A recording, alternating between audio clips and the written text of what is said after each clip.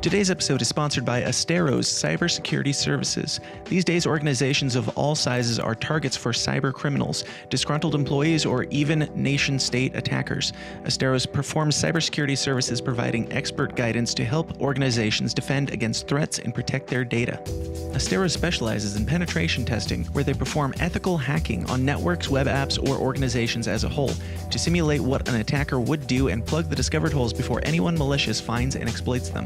Astero also specializes in vulnerability management, security awareness training, phishing simulations, cloud security audits, compliance readiness assessments, and much more. As technology expands, it becomes easier and easier to run a business, but if your security is not growing along with your company, then you're going to run into problems. If you don't personally have a company of your own, definitely pass this information along to someone who does, because for a limited time, Asteros is offering companies an attack surface audit completely free. Let Asteros discover potential entry points to your network and how susceptible your company or organization is to cyber attacks. To learn more and to take advantage of this essential offer, just go to asteros.com/free. That's Asteros, ASTEROS.com/free. Ladies and gentlemen, welcome to the least comfortable show on the web. It's The System Is Down, the place where we talk about uncomfortable things, and I feel like today is not going to be an exception. Happy early hump day to you. I'm busy tomorrow, but we're still getting it in. We're still knocking it out. Go out, share the show with your friends, and we're going to see how long we can avoid this topic today. Let's get weird. All I ask is, if we have to give these bastards our lives, we give them hell before we do! The tragedy of our day is the climate of fear in which we live. Talking about the Salomon Brothers building collapsing. But ask the congressman to withdraw that comment and tell us that he didn't really mean that.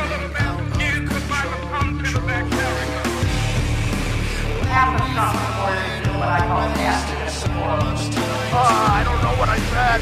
I did not have sexual relations with that woman. The Bible commands that certain people be put to death. Thieves were possessing weapons of mass destruction. 9/11 attacks were carried out by Al-Qaeda. Handle the truth. I remember that with Matthew Moses. We are still here! We have to say yes to social justice.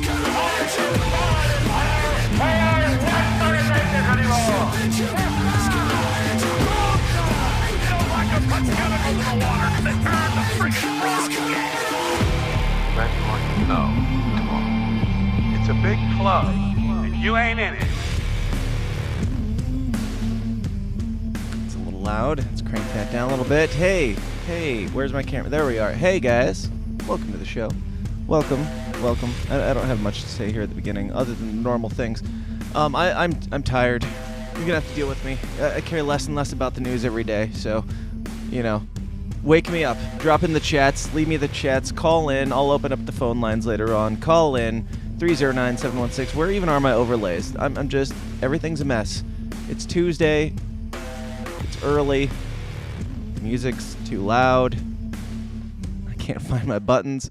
And things are happening. Hey, what's up?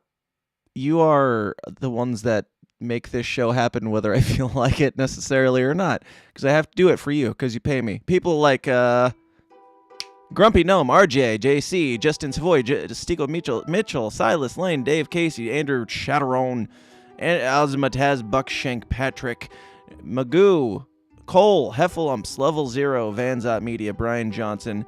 Who is trying to call me? What's happening? I think as soon as I opened up the phone line. Oh, Bing in Skype is trying to text me. Thank you, Bing. Thank you for interrupting my show. If you want to get your name on that list and possibly have it read incorrectly someday in your life, go on over to patreon.com/The System Is Down, where you can get more weird, more raw, more offensive, more weekly content, including today's after party, which some of the stuff that we're talking about on today's episode is probably going to be carried over into the after party, because there's some things that I'm not willing to, risk the good old main page on necessarily, but we will talk about it. I'm really sick of all the back and forths, all the different commentators having to walk their stuff back or move over to other platforms for other things. But we are on Rumble now too. God bless Steven Crowder for leading the the charge on the Rumble campaign. I know he's not like the first one, but maybe I'll wait and talk about that a little bit with Dave. We got a lot to talk about today. A lot of things going on in the news, a lot of things happening, and some things that are just fucking funny, and we're going to make lightheartedness out of not lighthearted topics, and I don't like to dig my own grave alone. So here with shovel in hand to assist me is the one and only Dave Casey. What's up, dog? What's up, man? How's it going? I'm doing great. You need a little pick-me-up? You want to do a couple just breaths and in and out, get in the spirit of the day and, like, feel it? Are you emotionally drained? I'm like everything drained. I'm just like tired. There's so many things, and like the news is just nonstop, and I'm just like I can't keep up with it, but I try. And have you ever considered hard drugs, cocaine, methamphetamines, and? I've heard that our presidential family endorses hard drugs, so I'm gonna try. I'm thinking about trying it someday. Just you can get way more done of the role model that his family sets for us, or Adderall, like Donald Trump uses. If you want to go the safe way, yeah, go that way. Mm-hmm. Yeah. Either way, good to see you, bro. I'll be going to Pork Fest soon. We'll see what happens. There you go. Yeah, man. How's everything going in the Delaware neck of the woods? Anything new? Good, man. We got our in the Libertarian Party here in Delaware. We just got, this was my big project that I spearheaded. Not that I'm doing anything really with it now, but I got my idea to get a billboard passed. So we got the budget to do that. So we're going to get a big Libertarian billboard doing a contest where everybody can kind of put their ideas in, and we'll get it designed up, have a couple democracy contests there. Exactly. But the board gets to pick the final one, and I think there's a prize, $100 if you win it. So yeah, go to the Libertarian Party of Delaware website, lp-delaware.org, and I think you can, chime in your idea. Mine's going to be Ron Paul was right. Libertarian, with Doom Paul in the back with the. I like didn't that. have to be this way. Yeah, I like that. Big one. Big one. Yeah, dude. I was gonna say, do you think people in your area are more likely to go the comedic, like shocking route, like the LPNH billboard, or like, hey, vote Libertarian next time and vote harder? Oh my God, I would be so disappointed. But no, I think they're this state we're top 5 most based state affiliates for sure. Cool. Libertarian Party in New Hampshire would probably agree with that. Awesome, man. What is something like that? I don't know if it's weird to get into specifics, but like, what does it run, or like, what does it take to do? I mean, I like that type of weird shit. What does it take to actually pull something like that off?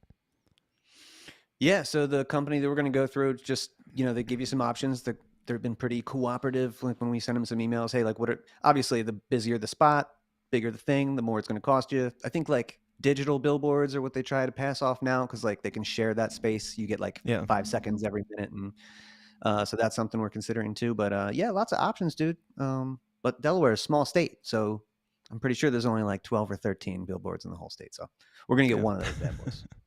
Nice. I mean, there's only like 12 or 15 blocks in the whole state, isn't there? You got it, dude. Yep. You can jump on Pennsylvania, Jersey, Maryland. Yeah. So you put up one billboard, like 50% of the population is going to see that thing. You get a lot out of that for sure. I like it. So Dave, are you, I believe I've asked you this before, but are you a Star Wars guy, or are you a Star Trek guy, or I know you're a Terminator guy? I am in no way a Star Trek guy. I don't think I've ever seen any full Star Trek movie. And I'm not as much of a Star Wars guy as you are, but I definitely I'm up on the lore, and I've seen all the movies. Okay. Well, we do have to start out with the good news, and it's not a joke this time. This is going to be such a downer of an episode that we got to start with some actual good news, which is this.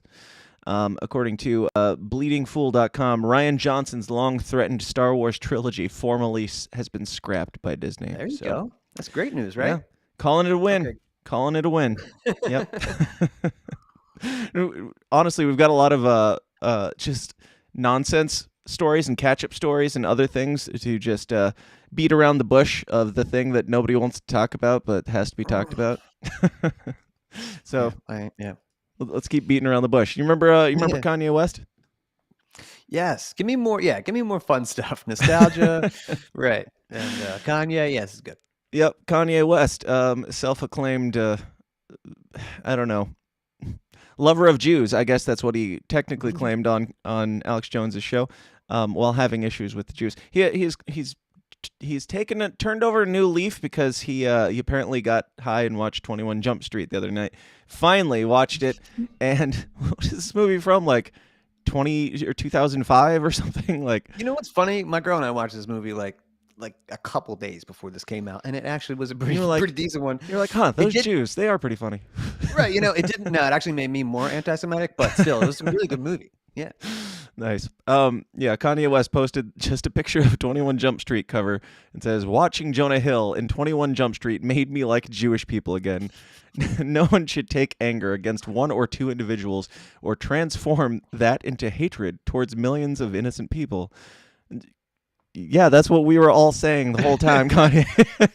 Like, I just thought of something just now while I was watching The Funny Jew Boy. Maybe we shouldn't judge people all on like collectivism. Yes, thank you, Kanye. Y'all tell me that. Come on. Yes. He also goes on to say, "No Christian can be labeled anti-Semite knowing Jesus is Jew. Thank you, Jonah Hill. I love you." He's great. I mean, I want more. For any like Jewish stereotype, funny was always one of them. Like, what was it about this movie that made him go, well, like he didn't notice that Jews were known for being funny before, in addition to, space lasers and things? His words, not mine, I assume. Right.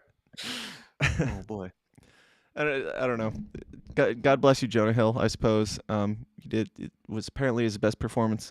Very convincing. What's your take on Kanye and the latest Jew-spiracy? I mean, there's certainly a part of me that's like, somebody, told me I has to say this or what have you, or even maybe not somebody told me has to say it. He realized that the bleeding money thing isn't as fun as he made it out to be.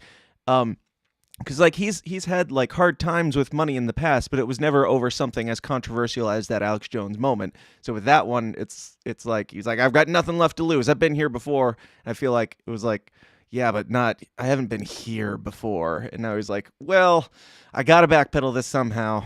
And he's watching 21 Jump Street, and he's like, I've got just the thing. That'll turn this around. Maybe because it was loving, and it certainly wasn't an apology. So maybe that's like the best he'll give you. Sure. I have my suspicion that anybody told him he should do that, or like you should. I don't know. That sounds like a pure Kanyeism. I was watching this movie. I love Jews. Yeah. If it was like I'm gonna tweet this right now. They have like a focus group sit down. Now, what's the best way to get Kanye out of this hole that he's dug himself? Has he? How about 21 Jump Street? Yes. And everybody said sure. That works for everybody. That's what we'll do. Yeah. Yeah. Also, I forgot to mention that I have some new toys in the studio, and I'm not sure how much use I will get out of them. But shit. Let me see if I can find them. Nope. We'll come back to it later. If you saw Two Scoops this morning, you're familiar, but we'll revisit this momentarily. Oh, wait. We're doing great, you guys. We got some sweet new toys to play with. So we're gonna have some fun. And now, jealous. Yeah, you should be. God. I mean, it's literally a green screen, and this is a fake background. And I don't know how long the green screen's gonna stay there. I put it. You had me, you fake You know, this is I'm telling you. If I can't come to this place and know what's real and what's not, I'm out of here, bro. Yeah, it's deep fake background technology you got there. And don't you fucking deep fake me again like that. Over the weekend, I was putting my green screen up. Is that even you? I'm just no. Putting this green screen up just for something completely unrelated, and I was like, well, I might leave it, but if I leave it, like, I'll have to put in a fake background or whatever. And then as I'm putting it up, I'm like, wait, hold on. I just pulled out my phone, took a picture of my background, and slapped it in there, like crudely. And nobody's noticed without me pointing it out so far. But, yeah, just fun things. Because still going to keep beating around the bush here. Oh, updates. More updates. And this one comes with a stinger because this was submitted by Danielle, which makes it a part of Freak of the Week. This program was made possible by viewers like you. Hey, get what you deserve! All your days are belong to us.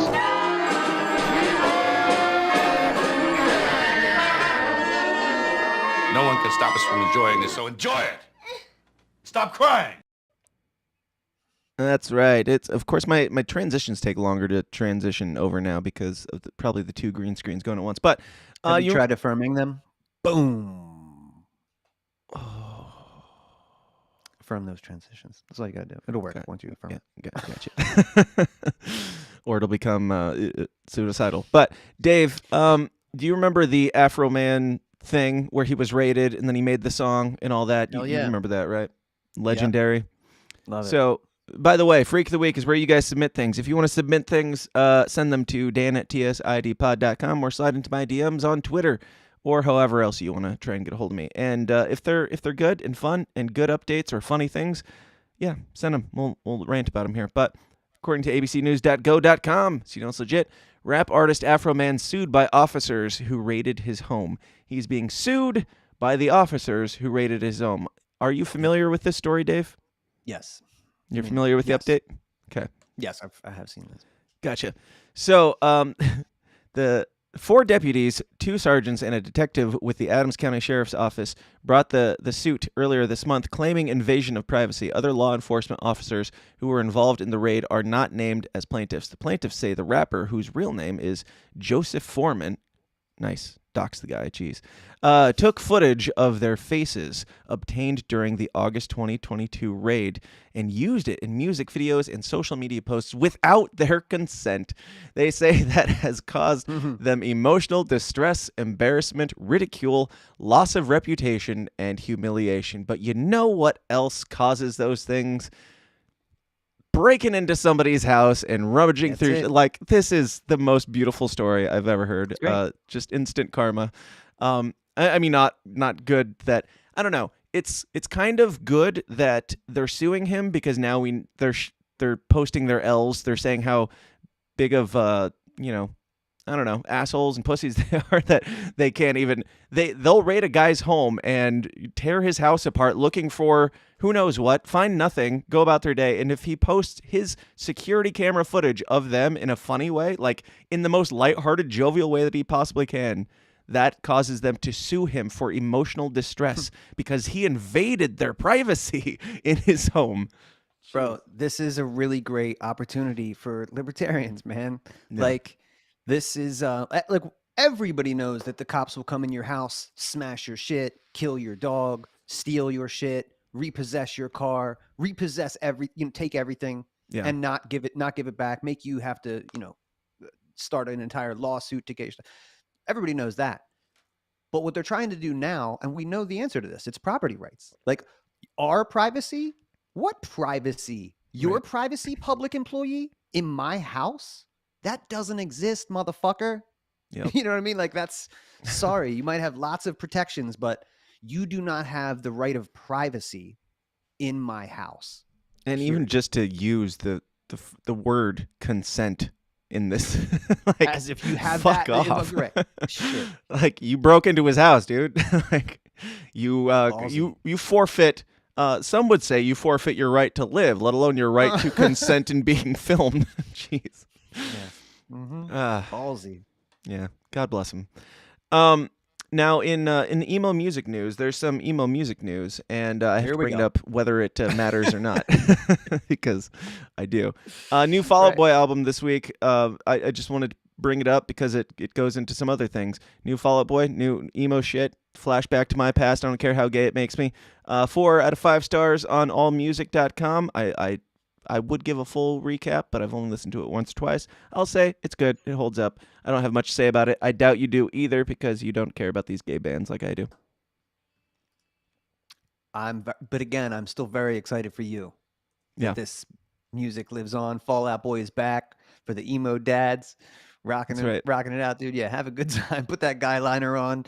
Let's have a fucking party. Yeah, that's right. Speaking of emo dudes, emo dads that don't have kids, Tim Pool released a new emo song this week. Did you happen to listen to it?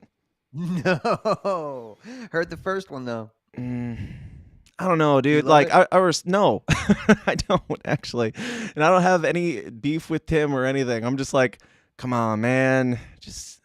I don't know. It's getting better. Like, this one is better than the last two, in my opinion. But it's like 4 minutes and 15 seconds long, and it's it's a lot of repetition without being very catchy. The hook, the chorus is pretty dope, but let me just play a little bit of it. I doubt Tim would give us a strike, right? I don't think so. Ooh, he'd have to be wouldn't that be some shit if that you took off YouTube? Let's find out. Cool. Let's find out, Tim. This is, with all due respect, I respect the emo shit. So you do you, bro. And that's what's his face from The Offspring playing drums, who got kicked out of the band because he wouldn't take the vax because of his health issues. So far, my thumbs are up then, because this is off to a good start.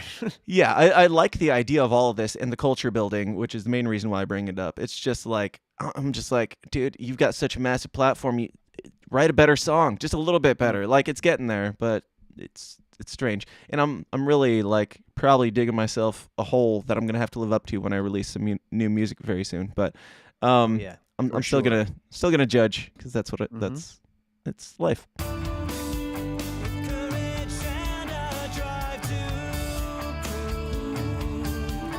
So it's like sad emo. Yep. I mean, not that there's another version, I suppose.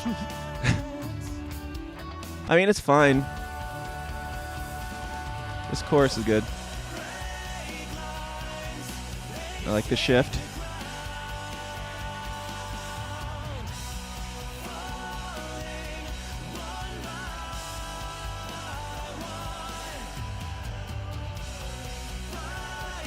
The video's cool. Looks good. Yeah, it's got some potential. It's just, I don't know, something about his writing style. It's like his verse is like 2 lines melodically that repeat so many times, and I'm like, just switch it up a little bit, make it a little more interesting. But I don't know, it is what it is. I'm just, from a purely artistic standpoint, I'm like, yeah, you've got something, and cool, good on you for, keeping the dream alive and having some fun with it. No real judgment. I'm just like, can you do a little better? Just a little bit better. Well, that's the thing. He's starting at a deficit already, and I'm sorry, but it's just true. Like, you can't have everything, man. You're a multi-millionaire podcast person, news personality. Yeah. So to become a rock star is going to be tough. Look, Eddie Murphy tried to do it.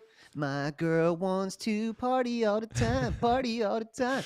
That was that took some time to recover from that shit. You were Eddie Murphy, but one sing, you know what I mean? Like, it looks like Rich Guy has project and pulls the zeitgeist of 2002. And I'm kind of fine with that, because he's not doing it to be like a rock star. He's just putting out a single and a single and a single, and he played music stuff that comes with it. Hey, I don't know. I'm about to do the same thing, so shut the fuck up, motherfucker. Yeah, but you are not multi-millionaire. That's true. Yes, there's a very big variable missing from my. You want, my throw out all the poles you want, catch out all the fish you can. Right? He's already a thing that requires, it's delicate. I would say, to hold on to your shit. I don't know, whatever. Yeah, I can't wait to hear your shit though. Bet it's better than that. You should probably reach out to get a collabo with that guy. Tell him you can help him out. I'd be down. Maybe not. He probably wouldn't be down after we spend all this time making fun of him on our show, but. I will tell him I'm very, very sorry. Very sorry. Oh, gravity, bitch.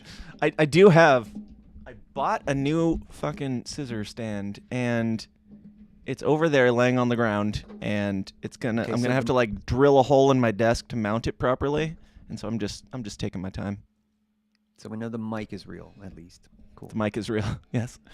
But yeah, so that is really just my conceited way of transitioning into, hey, my band Dawn Retreat is making some new shit. We actually wrote this album 5 years ago, and we're all dads, so we've just been dragging our feet on finalizing it, and we're very particular. You wrote it 5 years ago, and I still got to wait till June to hear a cut off this record? You motherfucker.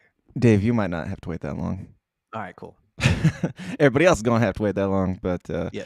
There's going to be some stuff coming out. It's weird because I did the band stuff. That was my deal before the podcast.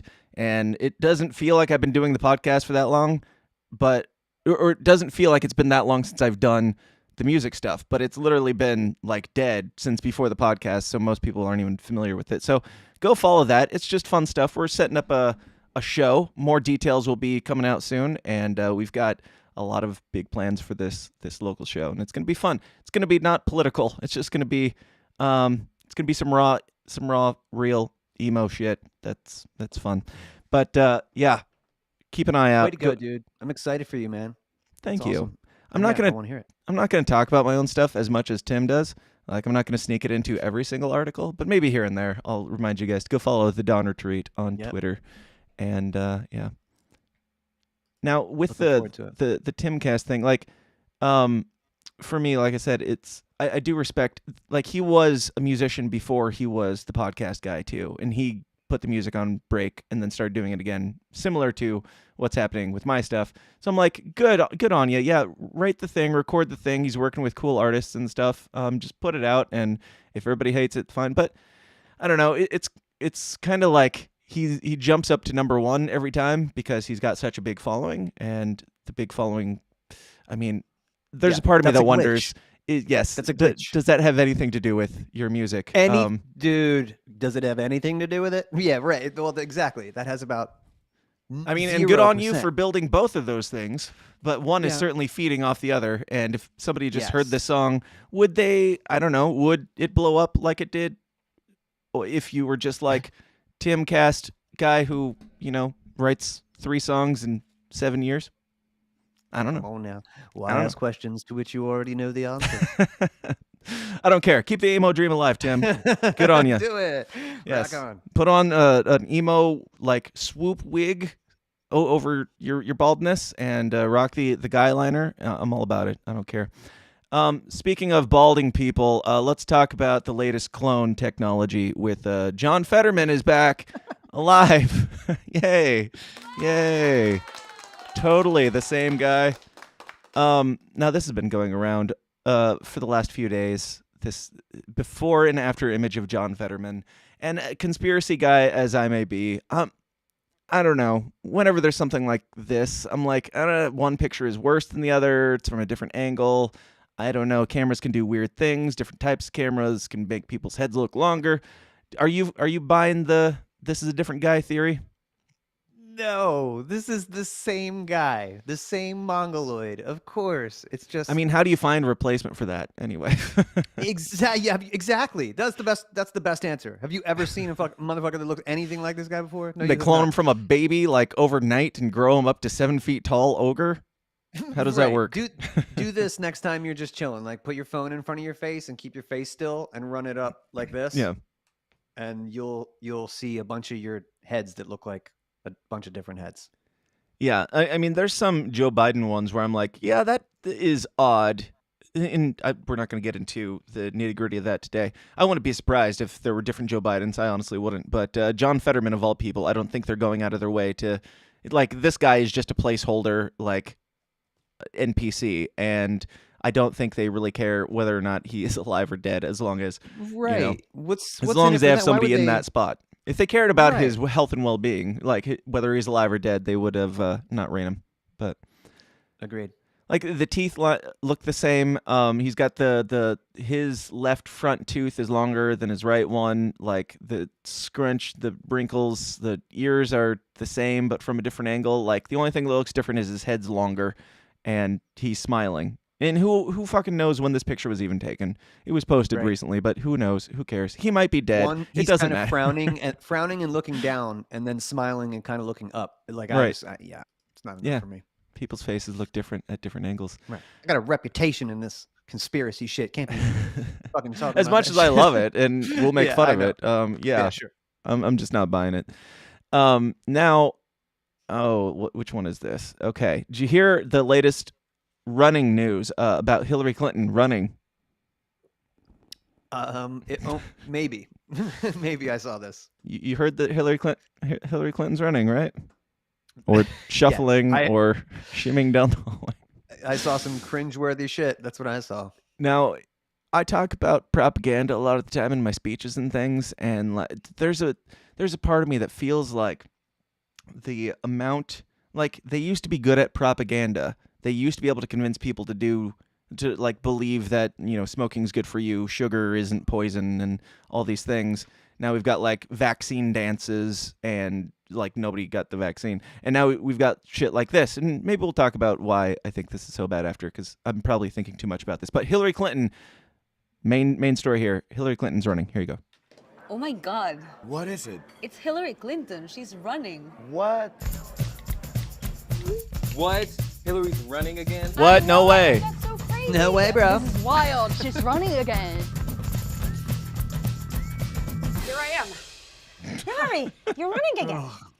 Well, I sure am, Karen. I just got here early for the new class we're teaching together on foreign policy decision making. Classes don't start until September. Yeah, but I wanted to be prepared, Karen. You know, when it comes to crisis situations, you've always got to be prepared. Prepared? I think you're more prepared than anyone to teach this course. Now, what are we going to call Yes, it? obviously. Inside the Situation Room. Yes. Done. See, like, it's so bad. It is Awful. like, even setting aside the monster that Hillary Clinton is, just from a propaganda standpoint, from an artistic standpoint, this is just an abomination. What should we call it? Inside the Situation Room. Yes, that's a good idea. Okay, let's do that. Like, I can't think of anybody more amazing at teaching people than Hillary Clinton. Dave, what are your thoughts on Hillary Clinton running? And yes, just whatever. Wow. That would be, I mean, it would keep with the theme of things. Are you not entertained? Like, that would just be, you know, of course, like the show, I guess, must go on and we have to deal with this again. But, man, that was like applying ESG to propaganda. Right. You know, It's like so like weak. stuff that is unsellable, but like somebody will sign up because it's just like they don't have to worry about reputation or like profit, or they just like it has to be done. Yeah. You have to say that say that with excitement. Right. Just the way they respond at the beginning. No way, bro. Hillary Clinton is running again? That's crazy. It's Hillary Wow. Clinton. She's running. What? What? What? Hillary's running again? I know, I heard that's so crazy. This is wild. No fucking way, bro. That is wild. It's so, like, even if Hillary Clinton was running for president, 0 people would respond this way, let alone Hillary Clinton shuffling down the hallway to teach a classroom of, you know, college students about, what was it again? Like foreign relations or something? Situation room, wasn't that? No, Wolf Blitzer shit. She's fucking taking that up. Oh yeah, It's foreign inside policy. the Situation Room. Inside the Situation Room, right? With this iron box. Mm-hmm. Oh, Mm-hmm. yikes. Crisis situations, you've always got to be prepared. Crisis Prepared? situations. I think you're more prepared than anyone to teach this course. Now, She what is are we- more prepared than anyone to teach a course on crisis situations. Like Right, what? like how to create a slave market in a Right. once prosperous country. How about that? Oh man. So yeah, I was just thinking about this a lot over the weekend. Just like, why is it's like art in general has gotten so bad, and like not just the propaganda, but like the music and the movies and the TV and everything is just so meh. Like everything's a reboot or remake. It's not that new, but like, especially in like the propaganda field, I don't know. Like, you've got this mountain of lies and shit that they've been telling and perpetuating for years and years and years, and they used to be better at covering it up with their lies and propaganda and convincing you that it wasn't there. And the more they lie, the more they heap the piles on, and now it's just like this massive pile of complete inversion of reality that they're trying to convince you of, and they're just like, well, I don't know. It doesn't matter. It's like what we were talking about last week. They don't care if you know that it's bullshit. They just need you to, you know, go along with it and know that that's what everybody else is thinking. I had another point, but it's gone now. Go ahead. I think that it really has to do, like, wherever you get red pilled in life, like, you have to understand that some people are at different stages of like understanding what actually is going on, and some people aren't aware at all. But yeah, dude, that's some real shit. You got to deal with like people where they're at. I don't know. Yeah. Well, even like I was saying with like the normal art, and I'm not talking about Tim Pool, so don't take this the wrong way. Just art in general has gotten so shitty, and I think a lot of it has to do with like, and maybe I'm wrong, but like we've been living literal lies intention. Like the acceptable reality is false in today's day and age for the last 4 years at least. Like it's the only thing that it takes to be rebellious or evil is to be honest at this point. And so now we've got shitty art. I wonder if it has, like, this is just my high brain ranting, but like I feel like to make good art, it has to be part of your soul. It has to be authentic. It has to be part of you. And if you are spending your entire day biting your tongue about the most mundane things because you don't want to offend people and because reality is no longer acceptable, then yeah, I suppose that might trickle down into anybody's ability to, like, not that everybody has to be Tom McDonald's or, 5 Times August's or like preachers or anything, but just feeling the comfort of being yourself and being honest and, authentic with your work. I don't know. Am I crazy? No, I just think that this is a gradual part of the demoralization process, the multi-generational demoralization process, like the deliberate dumbing down of people and the removing of art class and music class, not only from the hood, but everywhere, just focusing on, creating automaton, just little bots. Right. And we've talked before about how they neuter any area where that they is out of their control. Take Bob Marley, JFK, John Lennon, Martin Luther King, like these threats are neutralized, like even like what they put in place after Ross Perot with the getting the League of Women Voters out of the debates, and they established the Commission on Presidential Debates, right? So that the two-party system could just control shit. Boom, lock that out. Then you get a Ron Paul. So you create Donald Trump to like snuff that. Like they got it, man. And it happens in art first, right? So that they can just play on. Most people want to just play their art, and they'll play corporate art to stay playing music or making whatever they're doing, making movies or and that's sad. You even see like Ben Affleck is sad about it. Like the studio's making shitty blockbuster movies instead of focusing. I haven't kept up on him. What did he say? I think he's just, and again, this is a guy who's made, like the Justice League. He's been in the biggest movies ever. But I think, he's not exactly an oppressed class. This has been going on for years. Christopher Reeve, Superman, used to say this, like the studios will just, if you can't make $1 billion, we're not interested. They just are interested in IP properties and making sequels and trying to, at least squeeze out the money that they, what I'm saying? Multinational markets and things like that. So yeah, it's like the art is the last thing they're considering. And it's like, the studios just used to have people who cared about filmmaking, and then they got agents and they got businessmen in there. And instead, those guys weren't you, right? They weren't thinking about the coolest song or the coolest movie. They were thinking about, well, we got to compete with the next guy, and just regular business shit, man. Takes over everything. And I mean, even like my band was never like big and famous or anything, but like I worked with a lot of bands. I ran studios and things, and like I don't know, just seeing the behind the scenes of how all that stuff works. Once the art becomes a job in the first place, it's soul sucking. Like when you have to make the next best thing, otherwise you don't feed your family that week. Then it's not about making making something from your soul either. It's about making the thing that the people want. So I don't know, maybe I'm overthinking things, but I do think that there's a certain amount of authenticity that is very lacking from society in general. And I can only imagine that it, plays a role in all of this just boring shit. Everything is, maybe I'm just the old guy too, that says everything sucks because I'm old. I don't know. No, I think there's some truth to that, dude. But no, there really is. I'm pretty open-minded though. I like pop music and I like younger generation music, and I haven't heard much good lately.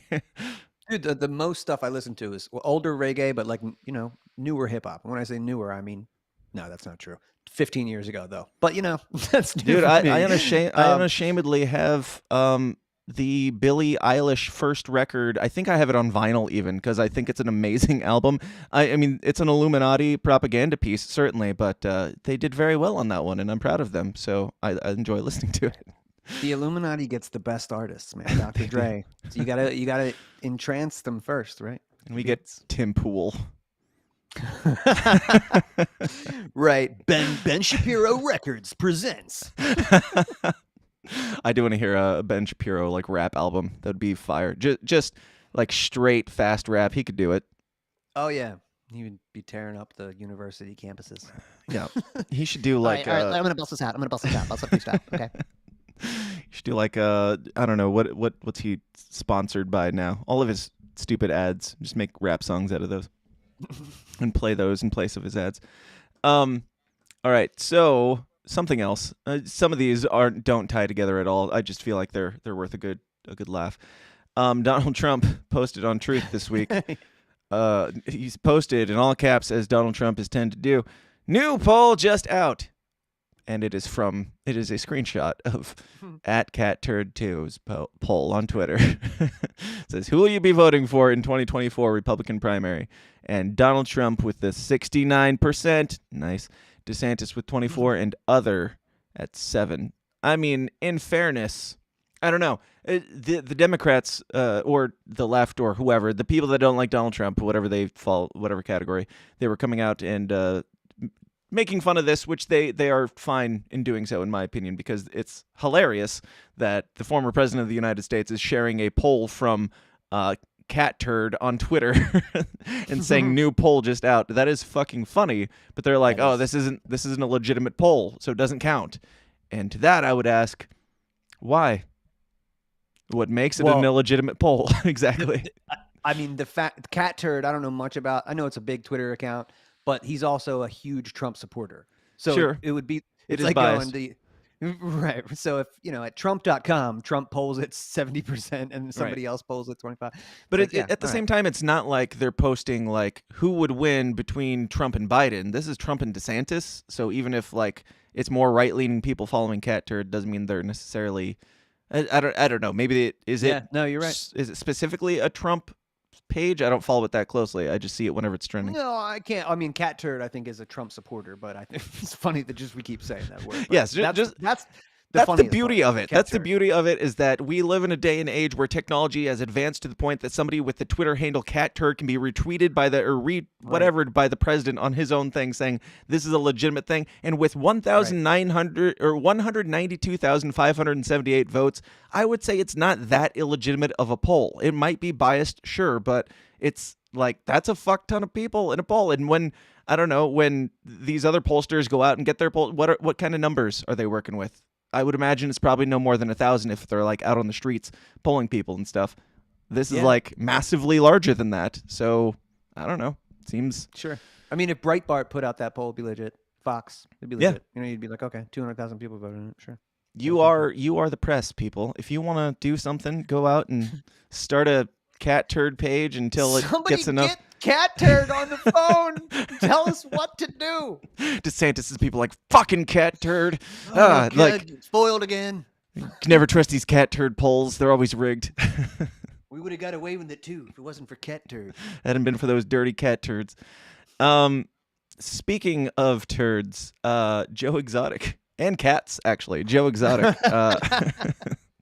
Speaking of cat turds, just all around. Boy.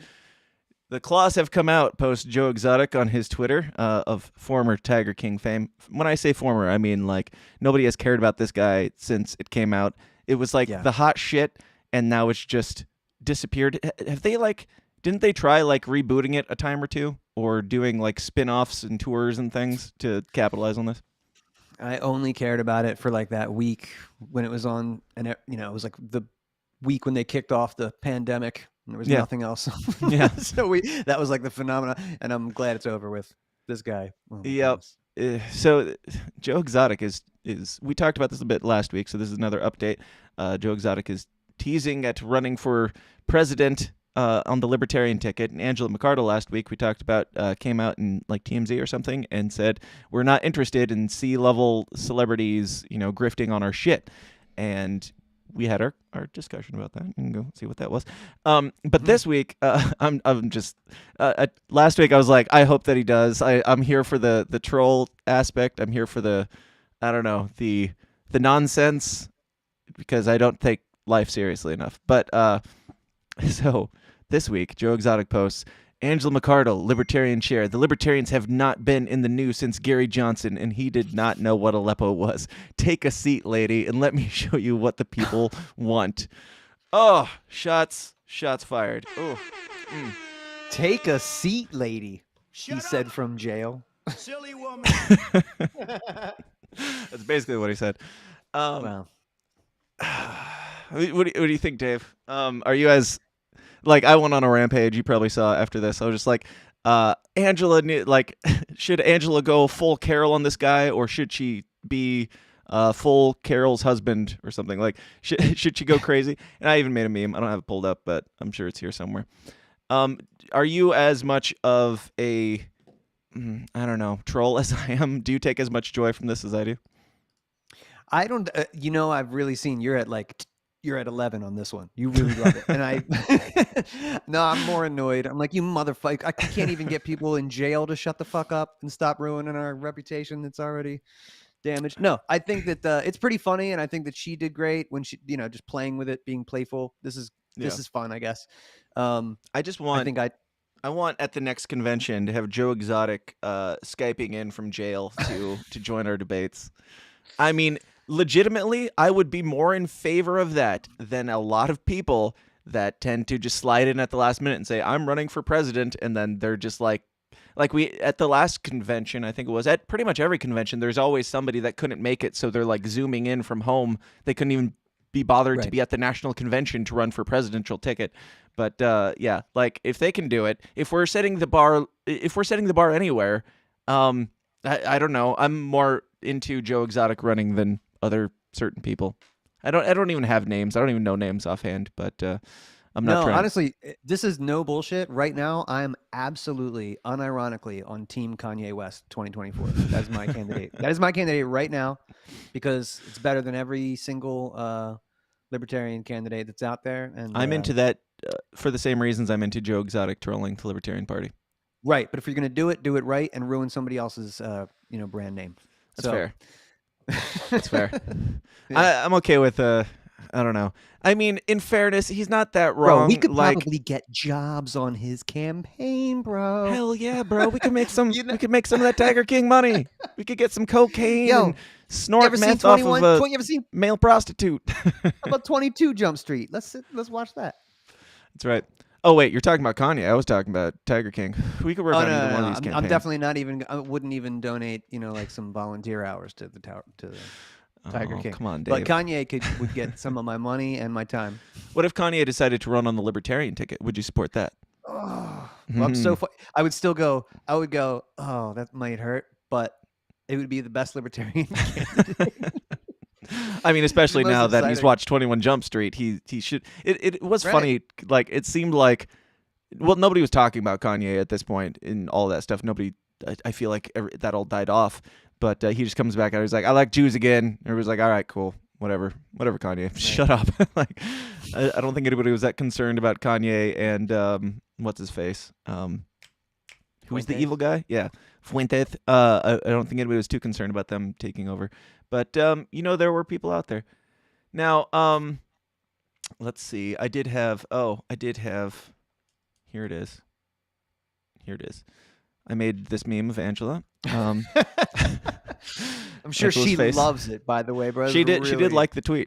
Yes. Yeah, sure. I think she might have shared it too. But yeah, I said, in this life, you've got two choices to Angela. And I said, you can either A, be a full Carol, or B, be a Carol's husband. And what motherfuckers... The 2.9% that voted for Angela to be a Carol's husband. Dave, what do you think? Should she play into this? Like, should she have fun with it at least? Should she be mean and snarky, or should she ignore it and hope it goes away? Oh, I mean, this is, I would hope it goes away. But if Angela's quick on her toes, man. So I wouldn't be. This is fun. This is great. If it looks like if they got memes like that already ready to go out the barrel, dude, we don't know. We better be ready for more shit from Aunt Pat who made this. That's true. I didn't even really think about the quality of Joe Exotic's meme there. It's just his normal picture at the bottom. Hey, I could hear that in his voice. Shut up, bitch. Who's that bitch, Angela McArdle? Who ranks higher on like the oppression? Is it Olympics? Would it be woman or retarded gay guy? Gay in prison too. I don't know if that counts for anything, but he's very oppressed. He's up there, yeah. So I put this and said a suggestion thread. What should Angela clap back be Don't let me down, y'all. And I said, with all due respect and sincerity, this was mine. With all due respect and sincerity, we had to all be literally locked in our homes with only our TVs for company and all of actual Hollywood and entertainment at large shut down for Joe Exotic and his deadly dumpster fire of a love life to become at all irrelevant. There's that. So, well put. Yeah, I mean, I'm here for the chaos, you know that. But yeah, I think we're gonna have to talk about the thing now, Dave. Okay.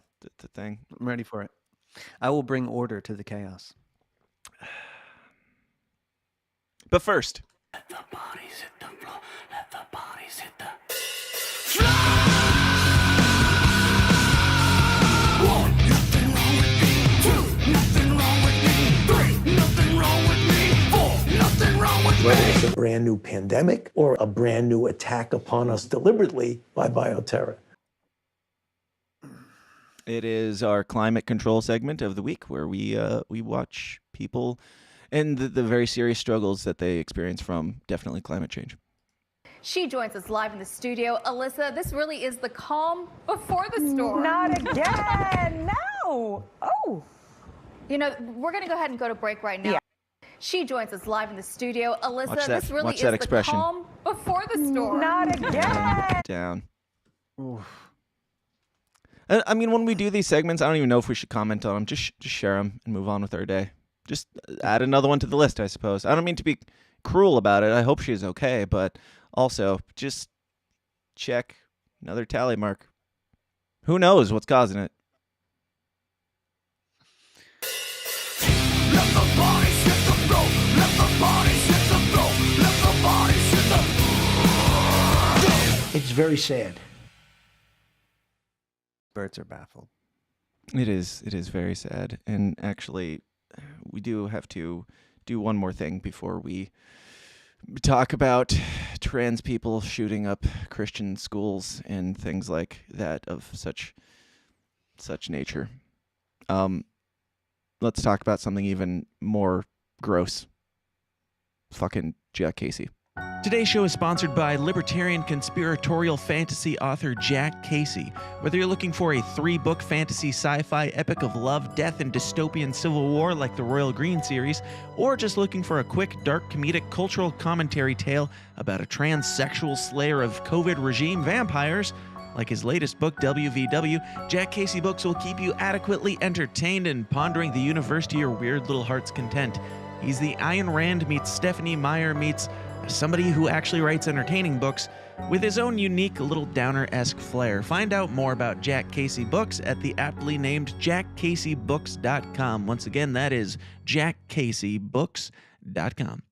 We live in a new age, and it's time for us to upgrade our tinfoil hats. Operation Tinfoil is a freedom-focused small business and trusted sponsor of this show. Their super comfortable new line of beanies and baseball caps will not only crown your skull in style, but each of these dome defenders is lined with a silver mesh that blocks up to 99% of EMF radiation from cell phone towers, Wi-Fi, Bluetooth, and yes, even 5G. We don't know what EMF radiation does to the brain long term, but neither do they, so don't be their guinea pig and don't wait around to find out. Get your stylish tinfoil hat of the future today at gettinfoil.com. Use the promo code SYSTEM for $10 off your order. Again, that's gettinfoil.com. Use the promo code SYSTEM for $10 off your order. And we are back with the least comfortable show on the web. We're gonna find out. Dave, did you hear about the latest pew pew thing? I feel like we should speak in little kid code words this entire time because YouTube does not like this topic. I feel like. Sure. No, I don't know. And I'm not. It is what it is. And like I was saying at the beginning, I do want to mention, and I want to get your thoughts on this, like the whole Crowder moving over to Rumble thing after his whole debacle with Big Con, his back and forth with the conservative folks. He moved over to Rumble and is doing all of his stuff exclusively there. And I've been kind of paying attention to what he's doing because I'm curious as to where he's going to go and how that stuff works. Have you kept up on his new getup? No, but I wasn't ever really caught up on his old getup either. I watch his show pretty regularly. I mean, Okay. I find him to be amusing, and it gives me information on the news, and that's it's hard to find these days. But yeah, I respect him for the stuff that he's doing. Obviously, I think some of his takes are fucking retarded, but we don't have to preface every single. You guys know, this, that stuff. But yeah, with his new thing, he moved over to Rumble, and now he's running his YouTube stuff. Like he streams to YouTube and Rumble, but they're through separate feeds, I believe. So on the YouTube one, he can cut the feed and say, "We'll be right back," if it's getting spicy, and there's like a delay, so he can cut it and then come back. So you can watch it still. You can watch the entire thing on YouTube, except for those clips that are cut out, which makes it really fucking annoying to watch. So it's still there in its entirety, or its full length, but it makes it really annoying, and it's pushing people over to Rumble. And he's like, he jumped over there, and their like servers are crashing because he's brought so many people over with him. And I've been saying for years, even I've talked to Tom McDonald about this, even like, just like do something special on another platform. Do something, just give something a little bit different on another platform that will bring people over there. So somebody needs to lead the charge that has a following. I don't have the following. If I just went exclusively Rumble, we'd have like the 25 people that are watching this right now. That's who would come over and watch us on Rumble. And it would be really hard to, build a new thing from scratch over there, basically. I've noticed that the live streams seem to get a little bit more play, which is interesting. I'm still figuring out Rumble's algorithms and all that, but when you upload to Rumble, it's trash views and everything. But I don't know. I just like, I thought it was cool what he's doing, because it seems like he's also shortening up his main show. So it's like, we're going to give you guys this stuff, and just know, right now it's for free. He's giving even all his bonus stuff for free over on Rumble for a month or so, just to get people in the door and be like, here's a better thing. And regardless of what you think about Crowder, it's like, we needed that. Like, even like the most hardcore, I don't know, if there's like a leftist that's like getting kicked off of YouTube or something, they need that too. Anybody who wants to speak freely needs another platform. And the only way to make that other platform functional is if we wean ourselves off of this YouTube thing. I feel like some of the issues that he's had with YouTube, and then his new issues with the conservative movement, have made it so much of a bigger impact that, Rumble's becoming almost a legitimate competitor to YouTube now, and they're stepping up their game and the functionality and the user friendliness. So I'm pretty excited. I hope that they don't end up sucking. I think it's probably inevitable eventually, but right now, yeah, I don't know. You got any thoughts on any of that, Dave? I think it's really encouraging. I mean, that was a huge move. I think Russell Brand might be exclusive over there, and he had Dave Smith on his show. I have not seen that. Awesome. I heard something about that. Yeah, that's cool. So it's like a 2-hour show, and he had him on for about 10 minutes. Really? Cool, like basic. How would Libertarian answer this? All right, cool, some basic stuff. But just to get those two together is great. But yeah, man, that seems like that's a big magnet to pull people over there. So I'm excited by that. Yeah, and I don't care. Like, for me, like, another big issue with Rumble is that it's like just a bunch of conservatives right now, because the conservatives are the ones getting kicked off the YouTubes. So it's very conservative focused, and so it's kind of an echo chamber, which sucks. But it's nice to, like, it makes sense that it would be that, because those people don't have a platform. So it's going to be that for a while. I would love to get more, like, I don't know, straight commies on there, like, talking their thing. Like, bring back the old days of the internet where you can have stupid opinions and we can talk about it. Like, I don't know, if YouTube, or if Rumble becomes as much of a viable resource as YouTube, we still need other people. Like, there's no point in preaching the message to, the choir week in and week out. If all you're getting is people that agree with you to watch your show, then it's kind of pointless, other than making money off conservatives, which I'm fine with that too. But I don't know. We'll see where it goes. I've Bubbles are getting smaller, man. Yeah, people like to be with their people, and maybe that's what the digital national divorce looks like. Yeah, but at the same time, YouTube and at the same time though, it's kind of like coalitioning on the idea of free speech when stuff like that. Like, I've seen libertarians who are like, I'm not going to Gab or Rumble. Those are alt-right platforms. And it's like, okay, well, it would, if an alt-right guy showed up at a pro-free speech rally, would you tell him that he's wrong? Would you not want to associate with him on that? Because that's basically all this is you're not even associating. You're just being on the same, like, broad website. And those people are probably on Twitter too. You're already on platforms with those people. It's okay. Just go do your thing and utilize the tool. Maybe I guess the hope is that like we'll win the battle, that like it's not really like you said, it's not a right-wing platform. Maybe if enough Jimmy Dores and like people come over there where you like literally win the information war. Like that's not what everybody can come and say whatever they want over here, and maybe that will happen. That'd be awesome, man.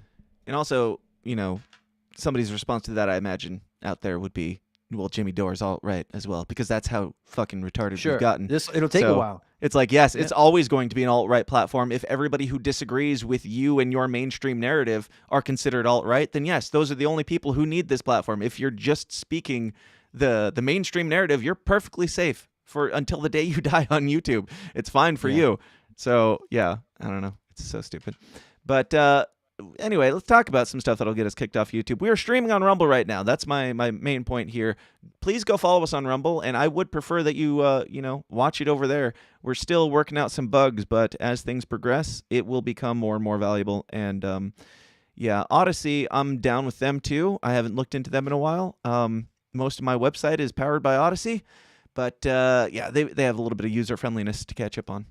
Now, I got kicked off of Twitter overnight, Dave. I got my account locked down for a very mean and spicy tweet. Have you heard about the Trans Day of Vengeance event that's been going around? I've seen the flyer. Yes. Yeah. So the flyer, I think I have it here somewhere. Let me see. Yep. Here's the flyer. Basically, my post was this. Like, this was posted by the page Our Rights DC or something like that. Yeah, at Our Rights DC, which, if you look that up on Twitter now, you're not going to find much, because after yesterday, they shut it down real fast.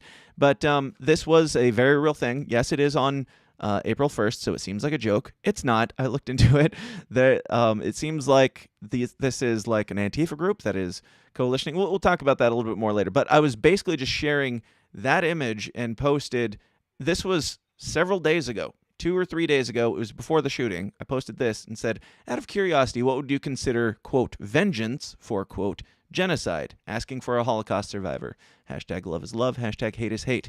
And Twitter felt like, given the current state of things, that was mean.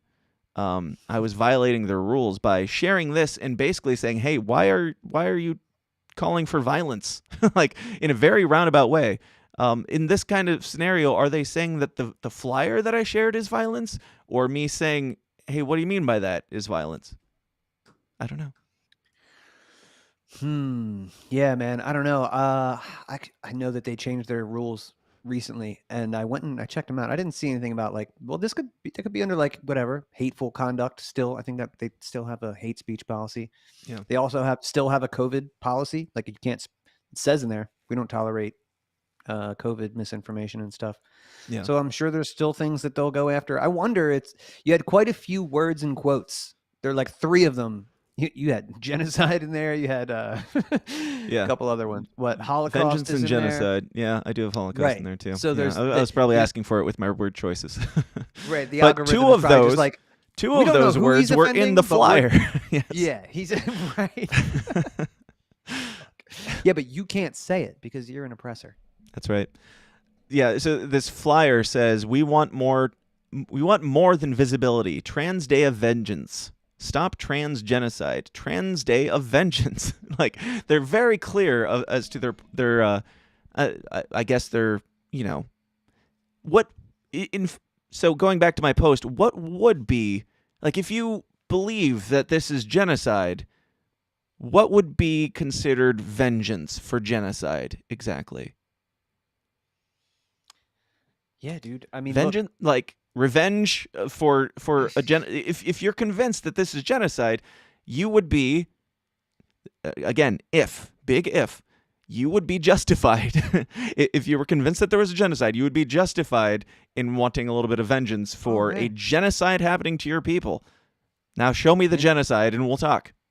Interesting choice of words. Yeah. I wonder if this flyer triggered this person in some way. But that's really strong language. I saw some asshole on CNN, I think it was, like a news guy was like, oh yeah, like this shooting happened, like with this non-binary person. Oh, just so you know, by the way, Tennessee, the state that this happened in, just took away like some trans rights, like recently. Like at the end of, all these people were murdered, like babies murdered at a school. But the caveat is, well, this happened a couple weeks ago or months ago, so they're going through some stuff here. Going through I'm some not saying things right now. Yeah. Right, so they're working it out. Right. There's a lot of justification going around, I've noticed. And that is the next story, Dave, that is completely unrelated to this. I'm just pointing out that I've seen some ramping up of verbiage in certain communities, and it's a little bit, it was like I posted this again before the latest thing. I reposted it saying, hey, do you guys want to change your marketing strategy now? But their page is taken down and all that. I'm not saying that this necessarily led directly to that, but when this is the message that is perfectly acceptable for them to share on Twitter, like, I don't know, it's hard to think, I don't know, it's hard to consider you that oppressed when you're sharing things that are calling for actual violence based on categories of people. Like, anybody who's not this is killing us is the message, and Dude, we need to stop imagine, that. Put any word in there instead of trans. Like put MAGA Day of Vengeance. Even black, even gay. Like, sure. I don't know. Like, there's not. I don't know of any other class. There might be some that it would be on the line, but none that are just like, yeah, this is fine. And this was just an event going around for DC. Right. How is this not a like national security concern if they're having a rally in DC that says we're going to get vengeance for the genocide that's been happening to our people? Yeah. Oh, so you're looking to be like recognized? No, I'm looking for blood. Right. Like, I don't know how you could. Yeah, I was reading through like a whole bunch of articles this morning that were like, it's time to take up arms, quite literally. And it's like, at what point are you like, you can't call it hyperbole when you're saying it's time to get vengeance and take up arms. And one dude, I don't think I have it pulled up here, but one guy was literally saying we need to kill people. Oh, and there's that what was that one lady on The View? Did you see that one where she was calling for murder of pro-lifers, basically? Yeah, Jane Fonda. Yes. Yeah, I had that, but I don't have it here. But I don't know. Not that I'm not. You can say that these things aren't tied together because they're not even like necessarily the same topic. But you've got the left-wing ideologies that are trickling in this word choice of, hey, maybe it is okay for violence. Maybe it is. And in fairness, if you've been brainwashed to believe that other people are trying to kill you, then what's going to be your natural response? You might, I don't know, hypothetically go shoot up a Christian school, write a manifesto about it, and, kill a bunch of kids. Yeah, I don't know. Dude. I don't know if it's related, but let's go ahead and get into that. When we started calling people Nazis and treasonous and terrorists. Right. These are words that you don't give people. You don't debate those people, right? It's not you don't hear anybody saying trans genocide or like, I don't know, just there might be people that don't like the trans stuff at all, and they're like, they might even be assholes about it. But who is calling? I'm sure there are some people on the internet. People are scummy a lot of times, but in general, I have never seen somebody call for a trans genocide. I have never seen somebody call for harming any individuals. All I have seen is, hey, can we stop grooming children to chop their penises off and, take hormones that can't be reversed? It's just so flagrantly obvious that we talked about the propaganda stuff earlier and how it's kind of falling apart and they're getting bad at it. But there's stuff like this where it's like, this isn't even propaganda. This is just fucking brainwashing. Like, so many people are just snapped that they can't even have this conversation to say, I don't know, like, this is a problem. This is a fucking problem. Of course, they go straight to guns. We got to get rid of guns in schools because this person who identifies as something else, I don't know, like, when a straight white dude says I'm good or goes out and shoots up a whatever, they're fine with talking about mental illness then, but for some reason it doesn't seem to be the point of focus when it's a trans person. Am I wrong? And this, of course, well, the mental illness thing, like this might be the conservatives' undoing, because they've always been, it's not a gun issue, it's a mental health issue. They'll go along with that because it affirms the thing that it's correct. It's not about the tool, right? But they just kind of pass it off onto this other innocuous, oh yeah, it's about mental health. Okay, well then give the state, like right now I'm seeing some conservative voices like, okay, this is a mental illness, so you want to keep arms out of the hands of mentally ill people, right? Like that's a pretty conservative position. Sure. And I think Tim Pool put that poll out. What do you do about Second Amendment rights for mentally ill people? And I think it was like 60 or 70% on his poll was like, oh, you take those guns. Right. And I'm not saying these are bad people, but like this is why conservatives will always lose, because after all you know about the government, the nature of the state, you want to just like literally they called you a rights. terrorist. That's worse than being mentally ill. Like you think they could take it away if they label you a terrorist? Right. You think they're going to go after the trans, they're going to come after you because you have the guns. You're the threat. These little people are not the threat, but they'll usher that through. It's tragic, man. Yeah. Both sides. You get less real quick. You get less rights as a mental patient. Like if somebody calls the doctor and goes, oh, this person needs to be like restrained, like they might have a mental. Yeah. Like you have less rights in a mental institution than like somebody who's suspected of murder. You know what I mean? You get calls and meals and healthcare and all this stuff, and you can get a lawyer. And yeah, if you're a mental patient, dude, they'll just fucking throw you away. So throw you in a corner and hand you a box of pills. Let us know when you can think right again. Yeah. I don't know. Like, what is your take on this one in particular? Because I mean, there is. What would you say? You brought up like conservatives pushing for the mental illness thing to be the talk point, but from a libertarian perspective, what is your take personally on like what do you do about this? I mean, is it just arm the teachers, or do you have a better solution? Because it's like, yeah, it sucks that a mentally ill person has a gun. No, I don't want the government to be in charge of determining who is and isn't mentally capable of operating a firearm. But here we are, and a mentally ill person is shooting children. So I don't know. Let's talk about it. What do you think? Well, let me say this: those cops did a good job. I'll say that first. You know, this was not the cops. It's been a while, guys. It's been a while. The cops did a good job.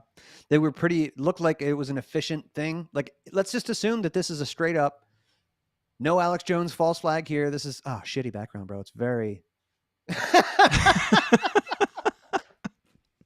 Gotta wait for it, Dave. Don't get impatient. Sorry, no. All right, take it back. You think I It's just really came good. with a boring red background? Jeez. Okay, man, that's an awesome background. I take it back. That's really good. By the way, we are very sad for the people that died. This is a comedy show. Deal with it. See, yeah, this is part of what happens with the desensitization. You know, people just collapsing at the news desk or school shootings. Like there's something awful about the way that it is desensitizing. Yeah, I'm desensitized to this shit. I don't want to be.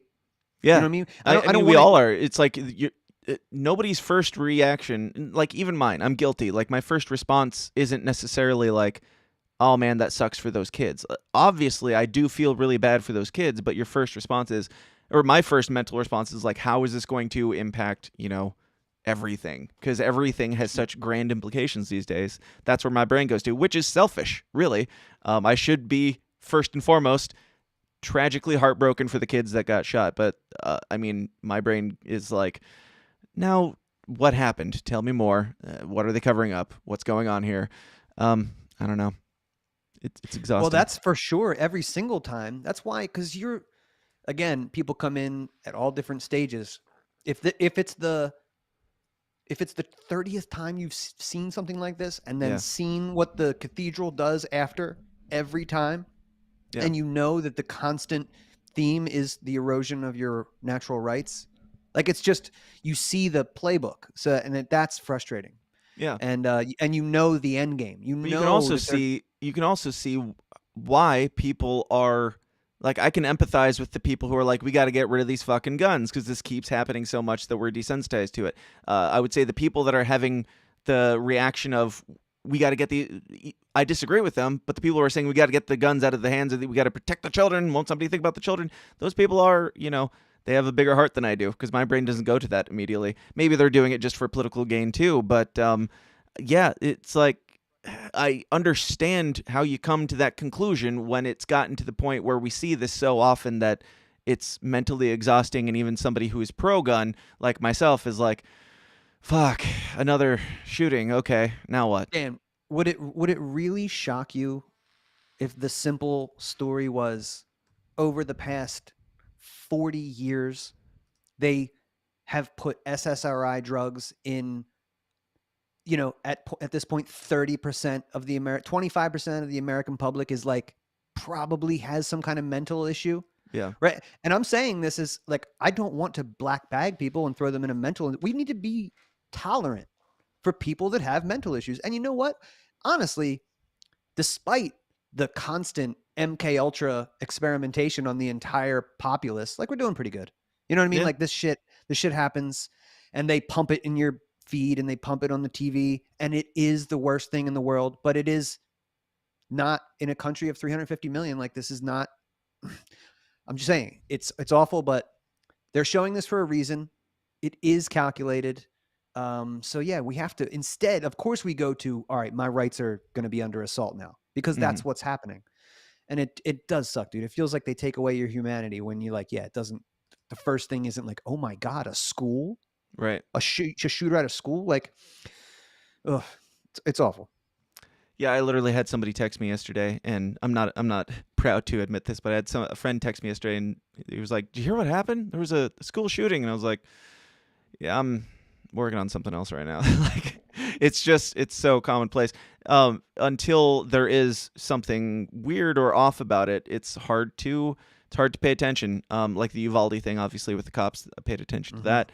And yeah, good on the cops for being there, but from the libertarian perspective, for you, like, what would be your like, to somebody who has this grievance and this argument? Yeah, they're wrong. I agree that they're wrong, but they're also, I think they're fucking brainwashed, and in quite effectively, in very effective ways that I could see myself falling prey to if I wasn't paying close enough attention. So what do you say to somebody like that in a situation like this? Like, bro, it's so not easy, and there's no like one-step thing, and people want a one-step thing. But like the libertarian answer to this is you have to like, don't have any gun-free zones. Certainly where there's kids, like if you want to protect kids, and it sucks that you want to, or no public gun-free zones. Would you say that? Great too. Like in a public school, would you say, you know, you can't walk in with a gun? Sure you can. Well, you might have to check it, but if you have the right to walk, to be have your concealed carry, you could come into a school and go, like, I am armed or whatever. I think that would be, I think you should abolish gun-free zones. And I think that teachers or personnel that have training and can carry a weapon legally should just like be, I think Larry Sharp had this was him talking about this. Like, it shouldn't be declared. You shouldn't have to have security, right? Because then you're creating the police state for the kids starting at age 5. Like, I'm not for that. I mean, it seems like metal detectors, these are things that they were bringing in, 20, 30 years ago. I guess that can do some stuff, but like, ultimately, I think people wouldn't do this stuff if they weren't just sitting ducks. Sure. These cops were quick, but they still had to get there, go through the building. Like, if there was just 3 or 4 or 5 trained people out of the staff of 60 or 70 people, maybe, right, that just were like on the register, these guys are here, they are armed, blah, blah, blah. I would, there's a part of me that would say, if I was like running a school, I would, this is going to lose me some libertarian brownie points, but if I was running a school, and this is just off the cuff, I haven't thought about this too hard, and I'm not planning on running a school, so none of this matters. But if I were running like a private little school like this was, I would probably have it a no guns allowed zone, and then have the staff armed. Like, my concern with it being like, well, this is a gun. No visitors' guns. Yeah, like, even where like you have to check it at the door or something, if the kids in the school see a person with a gun and it doesn't feel out of place to them, they might, just, I don't know. I just have thoughts. Like, would a kid be like, oh, I don't need to run away from that guy. He's got that has a gun. And of course, the libertarian side of me is like, yeah, you should run away from that guy. But I don't know. When I go to the airport and I check through the security, I'm not that concerned about somebody shooting up the place because we've all been checked. I know they're not that great at it or anything, but if I was on a plane, there is a little bit of a level of, I guess, security in knowing that, yes, I'm not armed, but nobody else is either. Am I dumb, Dave? Am I just having a libertarian off day? Because I feel very anti-libertarian right now. Well, I think most planes have a marshal on there. You don't know which guy it is, but he's got a gun. Right. I think most planes do that. And I'm not scared of guns. I'm scared of fucking psychopaths, and they'll find a way either way. But there is something about, hey, I went through TSA, and when I'm sitting in this little tube in the sky, they'll still find a way. They'll get their box cutters and stuff. There's something unnatural about a world or an institution with all those adults in there, and this crazy person, an 80-pound woman walked in there with a gun. Like that's unnatural. Yeah. There's got to be but again, we live in the most statist empire, right. I'll go to Porkfest and everybody's open carrying large things and doing things, and I don't feel uncomfortable there at all because I'm like, these guys are all of the same mentality. But when I'm out in public, and I don't think that I think more than likely nobody on this plane has the same mentality as me. Maybe I don't want them to have guns. I don't know.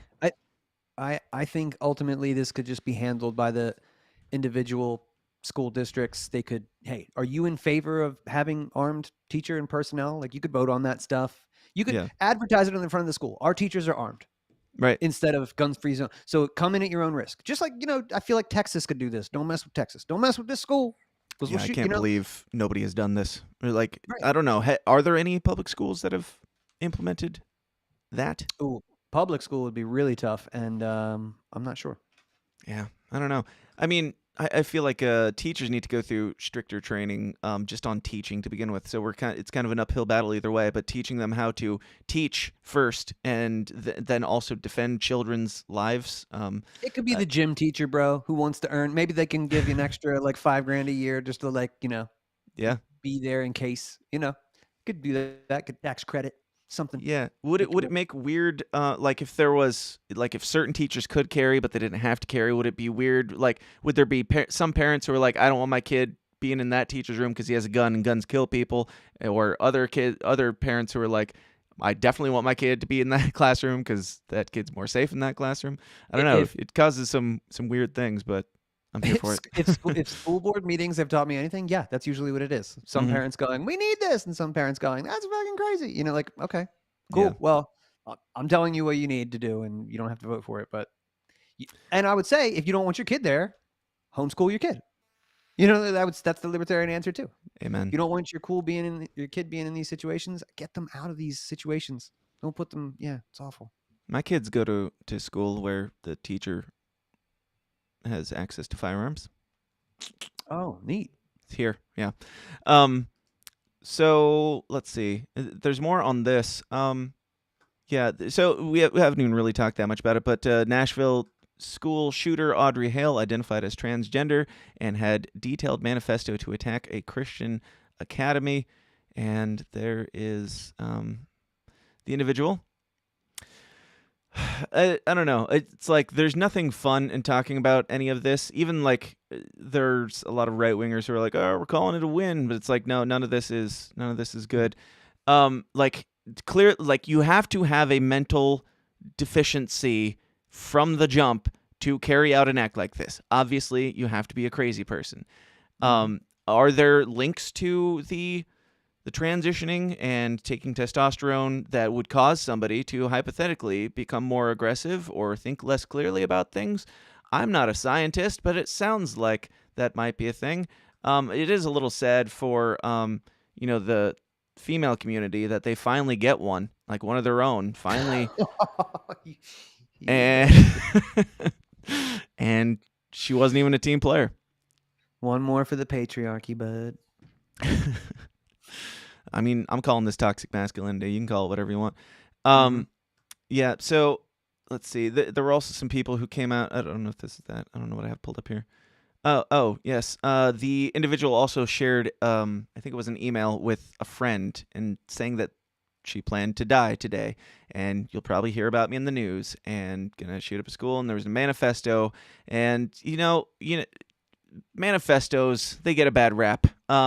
Is this indicative of, I mean, that she had this whole thing planned out. She had this plot against people that we don't know, I don't think yet, if it had to do with their faith, but it would be surprising if it didn't, given all the circumstances. But yeah, some people are saying this is terrorism, and I would tend to agree. What do you think? I think my new friend Lauren Witzke, she was on my show last night. This happened like as we were recording, so we didn't talk about this at all. But she tweeted today, and this is, again, I would maybe use a little bit more finesse, but she said that the transgender, I think this is a quote, the terrorist transgenders have like declared war on the Christians. That's pretty close to what she said. Well, and, I mean, yesterday I would have said that would be a little extremely put, but fast forward 12 hours later, and I'm not sure if I feel that way anymore. I mean, this is one incident, I guess. I've seen some posts that are like pointing out like 4 or 5 different other attacks like this carried out by people who were non-binary or, you know, trans or this or that. I'm not saying in this, I don't know, people immediately go to, another straight white dude killed some people. Not in this case, but straight white dude killed some people. That's always the case, and it's always you guys killing people and blah blah blah. We do make up the majority of the population, so that kind of makes sense. But what is the percentage that is, you know, overrepresentation for mass shootings for a very small community? And like, I don't know. I don't even want to make this about the trans stuff, but at the same time, it's like, I don't know anybody who transitioned who wasn't depressed first.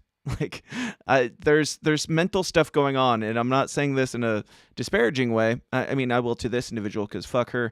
But like, struggling with thinking that you're in the wrong body, I can empathize with that. That sounds absolutely awful, and I can't even imagine the type of mental strain that puts on somebody. Maddening. Yes, that would be something that would drive one mad. And then dumping a bunch of testosterone on that, I feel like might not always be the best solution for developing children, to give it the most generous take. I would say never, quite frankly, for children, but yeah. To act like there is no chance that this could possibly be tied to that is just completely, it's a lie. It's false. It's absolutely false. Like, you cannot say that there is zero ties to this when there's a manifesto. It's a Christian thing. It has to do like the issues between those two groups typically. And yeah, I don't know. I want to yell at the top of my lungs what everybody knows to be absolutely true. But I love this channel, and I want to keep it. We're going to talk about this more in the bonus content today, Dave. Okay. And that channel is a burner channel, so you can say as you wish on there. Cool. We'll save it. And to all of you, go join the Downers Club now, because we are going to be jumping over there. And we're going to continue some of this. We've got a little bit more here, but other stuff like the Jazz Jennings stuff, and yeah, stuff that I'm like, I don't know. I'm not trying to be anti anything. I'm trying to get to the bottom of truth and what is real. And it's hard Dan, to believe. We cannot. We are compassionate people, right? Yeah. It is. Let's just say it right now. I have compassion for the trans community. I am. If you are feeling trapped in another body, I am so sorry for what you're going through. I'm like an advocate. I want to save these kids who are confused or being worsened by their parents. It's the worst thing. Right. This is like the worst thing. So this person, you know, we know what the rates are of depression and suicides, like 40% of people, like trans people, right? Before the age of, I can't remember exactly, but like this person, I think you said was 25 or 28 years old, like well into their transition, right? So it's like they had all of the things that you said they should have, right? They identified Still as this, not cool. satisfied with life, and that's very similar to what we're going to talk about with the Jazz Jennings story too. But Yeah. It's like from an empathetic standpoint, I'm like, that sucks. And maybe maybe it's something else that you're dealing with here. Maybe there's something else going on that this isn't necessarily going to solve at the very least. And at the very least, I would say to the people that are concerned about misidentifying the mass killer, psychopath, asshole who murdered children, I don't give a flying fuck what she identified as. Like, I don't care. Like, there's people all over Twitter today and yesterday that are like, this news story is misidentifying. They're dead naming this person. Well, the person's dead now, and they killed a bunch of people on the way out. I'm sorry, but with all due respect, go fuck yourself. Like, who cares? Fuck that. Don't listen. Yeah, don't listen to what the facts. Just deny the truth in front of your face. Fuck that. They are training us. Ugh. Yeah, if I met this individual on the street and they hadn't killed a bunch of children, I would probably refer to them politely, however they want. And if they wanted to get into biology, I would be honest about that too. Or I would be honest about that. I'm not honest in the first part. But I would be honest about that and have a human conversation. But when we're talking about, like, I barely even want to bring up the trans stuff, but it is relevant to the story. For the mental purposes, but like to basically defend the individual by making this about that individual being a victim in this case. No, not buying it. So Trans Resistance Network, which is a network that is better than vengeance. They're for the trans. It's just a bad wording choice to say trans resistance. Are you resisting trans, or are you the trans resistance? And is the trans... It's very confusing, but it sounds like a negative, but it's not. Well, I mean, that's not what they're going for. So they put this out, March 27th, 2023, media statement on the school shooting in Nashville, Tennessee. It says, the Trans Resistance Network... Let me blow this up. That's tiny. The Trans Resistance Network has been... notified the shooter involved in today's church school shooting in Nashville, Tennessee, was a person identified as transgender, known from online profiles as Aiden or Aubrey Hale. He, him. Very important. While it is not our policy to engage publicly with news media, we believe this moment calls for thoughtful response from our collective. Yeah, the response should be, it really sucks that these kids died. The end. That's it. But... they instead decided to say, many transgender people deal with anxiety, depression, thoughts of suicide, and PTSD. Yes, we know. That's why we're concerned for you. From the near constant drumbeat of anti-trans hate, lack of acceptance from family members and certain religious institutions. It has nothing to do with chemical imbalances in your brain, I'm sure. Denial of our existence and calls for detransition and forced conversion.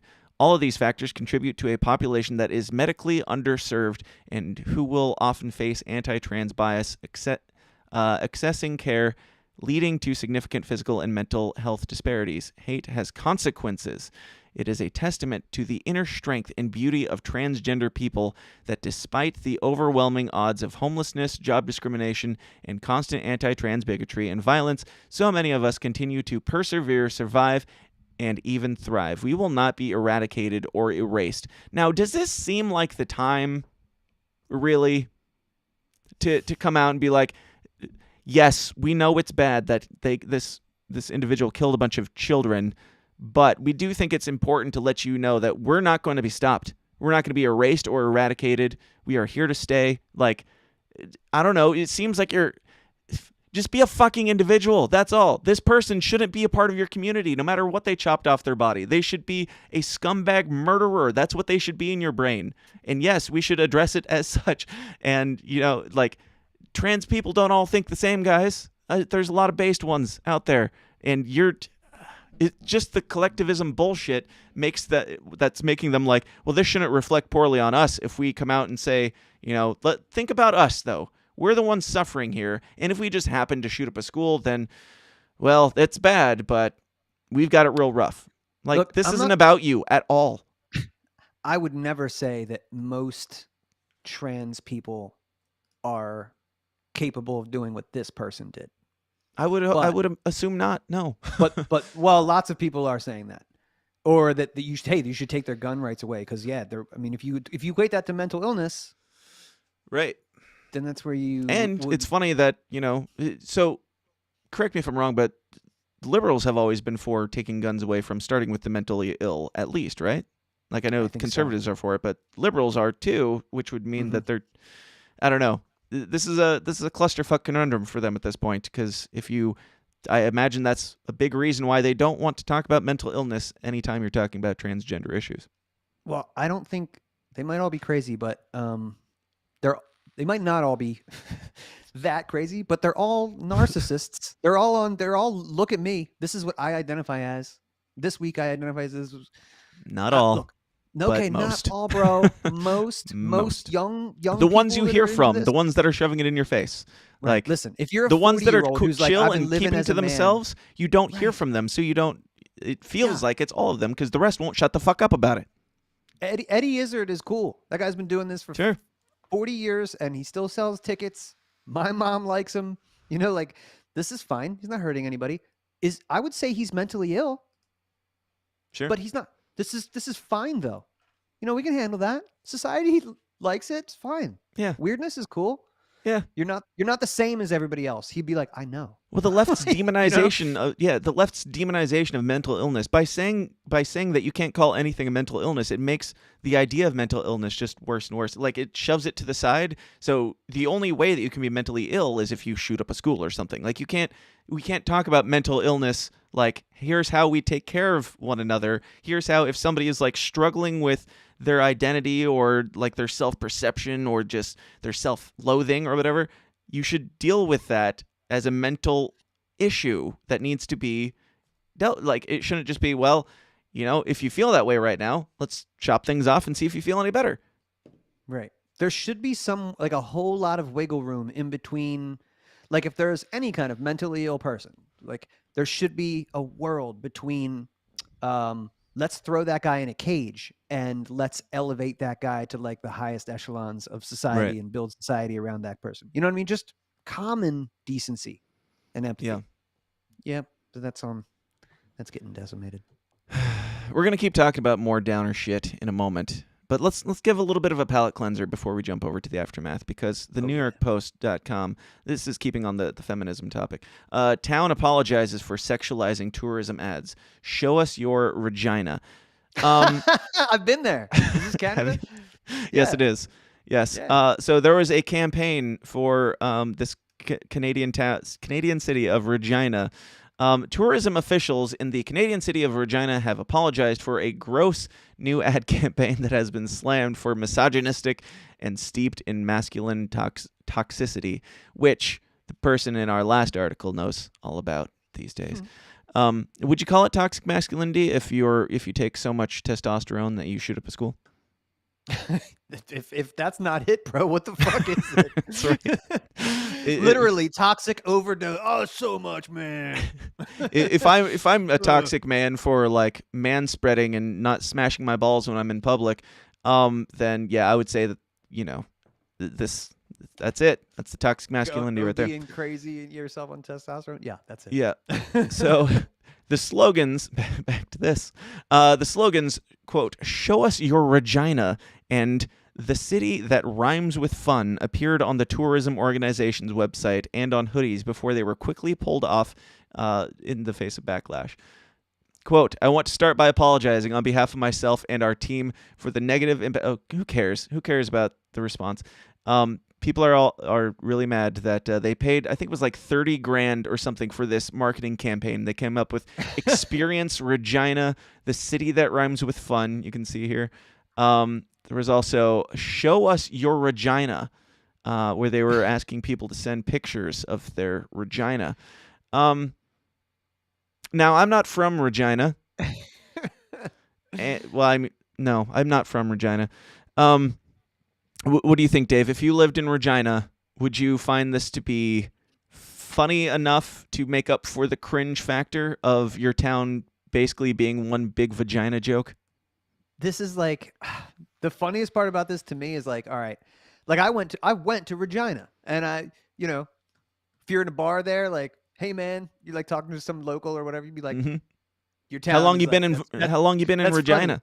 It's just fun. Hey, that's funny. It rhymes with vagina. That's funny. You have a laugh over it. Like I'm sure those people have been so tired of that for so long, and then after now for a campaign ad with their tax dollars, no doubt, right. came The in and they're like, you know that thing you hate, that joke that you hate people saying, we're gonna, yes, that's our brand now. Right. Like and it's so funny. It's like the 40-year-old virgin coming in with like the late, hey guys, it's penis cake, right? Like, you know, just like the late joke. It's a little played out, but they want to be a part of it. And obviously, I love it. It does. It rhymes with vagina, and that's fucking funny. I think they could have. It's funny. You could have spent 30 grand on changing your name to literally anything else. How about that? Show us your Regina is not. That's I'm looking at you like, come on, bro. It's a stretch, bro. I'm with you. Really on stretching that Regina out to make a pussy joke. I'm with that for sure. But you could do better. I mean, you know me. I'm the one who wants Joe Exotic to run for Libertarian president because I like the chaos. But if I lived in that town, I too would probably be like, "Are you fucking kidding me, guys? Like, I've got kids. I don't want to have to explain to them why our slogan is show us your Regina." Like, I don't know. It's just, it's funny from a distance, and it's even funnier that it's happening in Canada because fuck those guys. But like, if I understand why people would be a little last upset. bastion of the patriarchy, Regina, Canada. Oh, that's right. Yeah, right. There he is, Steven Crowder over here. That's right. I don't know. I don't really care. I mostly find it a good laugh. And it is funny how much money. I wonder if they got any of their 30 grand back on that, or if I would think if the company is worth their weight, which they're clearly not, that they would either give them a discount or immediately scrap everything and say, "I'm so sorry. Like, what can we do to make this right? We'll give you like." It's just coming up with slogans and logos. It probably cost like. The designers, it took them probably an afternoon to create this, and it cost them $30,000. So, yeah, hopefully they got a little bit of their money back on show us your Regina. They gotta, dude. You gotta launder money. The more you spend, the more you get. So they got a budget. You got to spend. If the budget's 30 grand, they got to spend 30 grand. So next year they get 35 to make more shit like that. Yep. I'm not gonna say anything about my. Maybe I'll talk about my local city's marketing strategies in the past and my experience with some of their committees. But I should have mentioned at some point within the last 2 hours that fake super chats in the chats. If you guys have a super chat, I wasn't necessarily looking for comments today, but we do have somebody who knows the rules. Phobes says, is it Phobes or Phoebes? How do you pronounce that? I don't know. Looks like guessing Phobes. Yeah, I'm not very cultured, so who knows. On a scale of Hannah Gadsby to Dave Chappelle, how hilarious do you find the media misgendering and dead naming the individual who is dead now? He said the was where. All right, so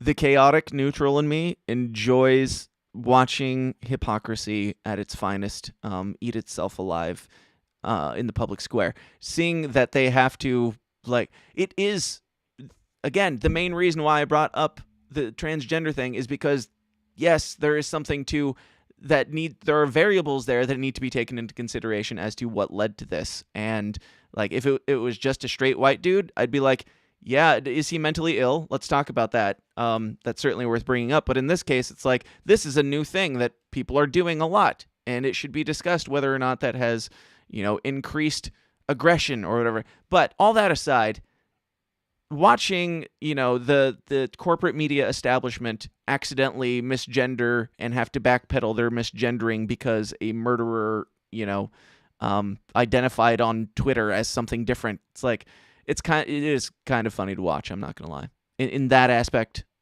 alone, and maybe a few others, but not any other ways. What do you think, Dave? Yeah, and I would agree. And kind of the Loki spirit of me. Again, I'm not saying this is a good thing, but like, kind of my rule of thumb is like, I don't go after people based on, like, if you're trans, I'm not going to like, you'd have to do something like awful, like kill kids for me to like want to say the worst things about you. So if you're trans and you kill kids, right, then that's or groom children. if you work for Joe Biden and you're trans, then I might say mean things about you. But it's not because you're trans. It's because that would be the way to get to your heart, and you work for Joe Biden, right? So if you do awful things, I would do the same thing about AOC. I would just say the most chauvinistic, awful things about her that I would never say about, a good woman. Sure. Because she is awful. And that's what you do to tear down people that need to be torn down, or like, to tear down, I don't know, women. whatever, whatever. This is for all sexes, all across the non-binary spectrum. Right. If you're an asshole, or you deserve to be, we signed the NAP, bro. Don't you take my background.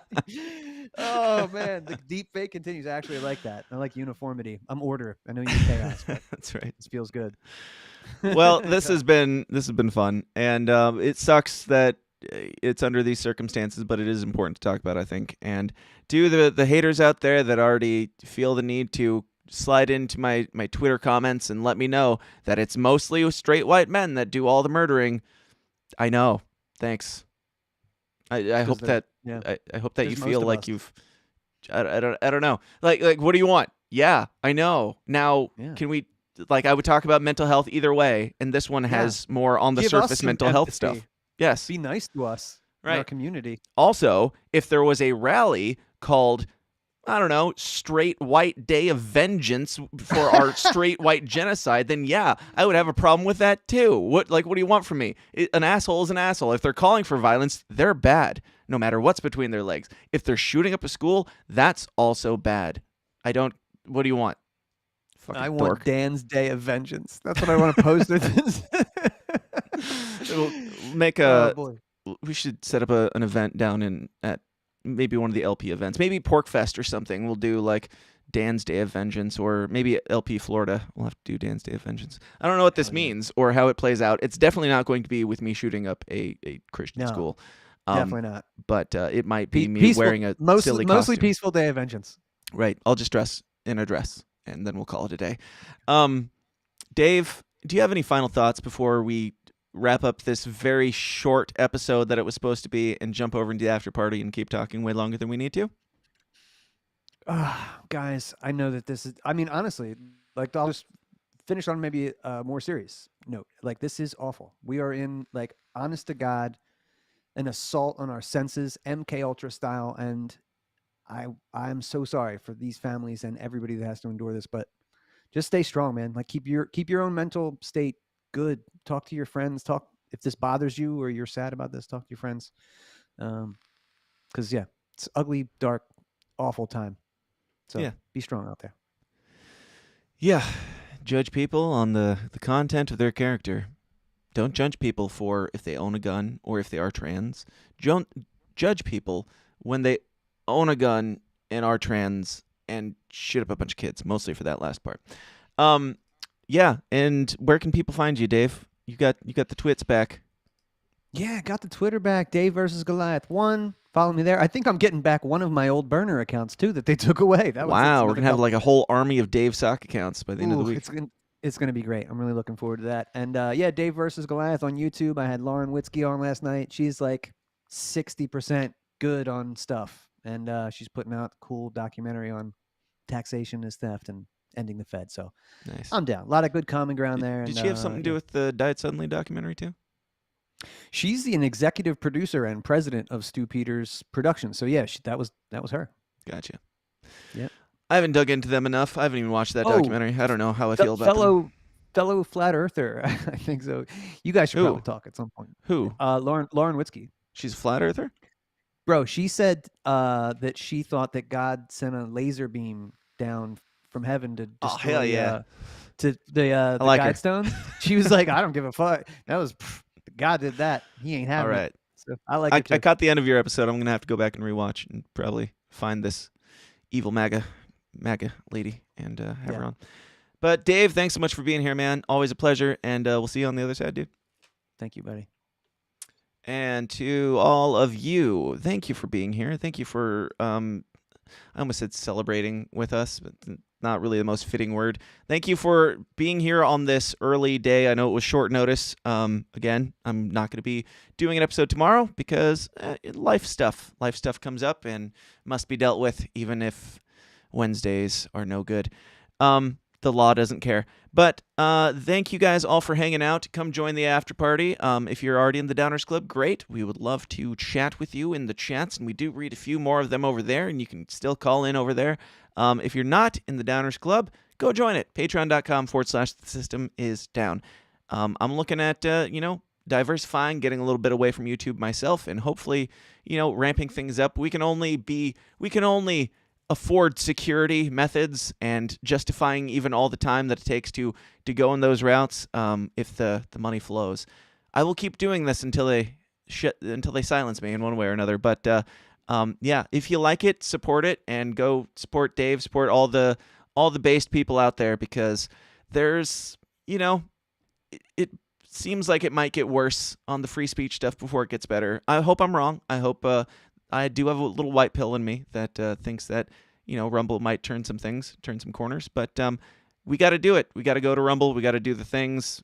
Rumble, Odyssey, pretty much every episode's up on Odyssey. But support the people that you support, and share it around, help the word get out there. It's literally the only way that we, I don't know, change course on this ship. It's the only thing I have left. Being real, being honest, and talking to people as humans. So go out there and change the world with me, and I'll see you guys in the after party. Until next time, probably Thursday, 2 scoops. Question everything. Stay uncomfortable. We'll talk to you then. Peace out, guys. Welcome to the system, everyone's a victim. Doesn't matter if you're black or white, it hates you all. Here is how the system, violence is a symptom. Fighting for what's right, but somehow everyone is wrong. Dun, dun, dun, dun, dun, dun, dun. Hey guys, thanks for watching. Be sure to like and subscribe on your way out and help us change the world one uncomfortable conversation at a time. And if you like what you hear and you want to hear more, go join the Downers Club at patreon.com/thesystemsdown for bonus episodes of the show every single week. Until next time, please continue to question everything, stay uncomfortable, and I'll talk to you then. Thanks.